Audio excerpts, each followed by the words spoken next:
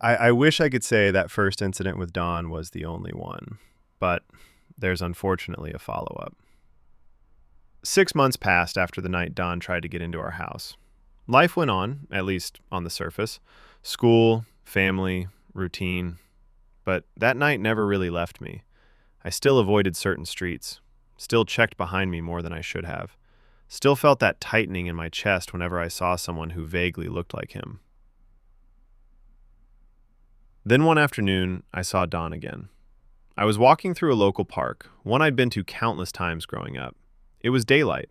People were around. Kids played in the distance. Nothing about the setting suggested danger. Don was sitting on a bench with another guy I didn't recognize. He looked different, thinner, jittery. His eyes were unfocused, glassy, high. I knew it the moment I saw him. I tried to change direction quietly. That's when he noticed me. I don't know if he recognized me right away or if it took a second, but once he did, something shifted in his face. He stood up too fast, knocking into his friend, and they both started toward me. I walked faster. They followed. I heard shouting behind me, words I couldn't fully make out, but the tone was unmistakable. Angry, mocking, hunting. I glanced back once. That was my mistake. The second guy lifted his shirt just enough for me to see something tucked into his waistband. It could have been a gun. I'll never know for sure. But in that moment, it didn't matter. My body decided before my brain did. I ran. I didn't even think about where I was going until I realized my feet were carrying me back to the same house. The same one that had saved me the first time. The house where strangers had believed me when I was terrified and shaking. I pounded on the door. They let me in immediately. Someone called 911. By the time the police arrived, Don and his friend were gone. This time, though, things felt different. People were skeptical. Neighbors looked at me like I was exaggerating, like I was dramatic. Even some of the officers seemed unconvinced.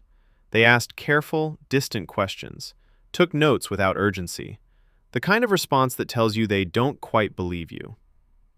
I went home feeling smaller than I had in years. What changed things didn't happen because of me. My cousin was 18 at the time and staying with us. When he heard what happened, he didn't shrug it off. Neither did some other family members. They went looking for Don. They found him.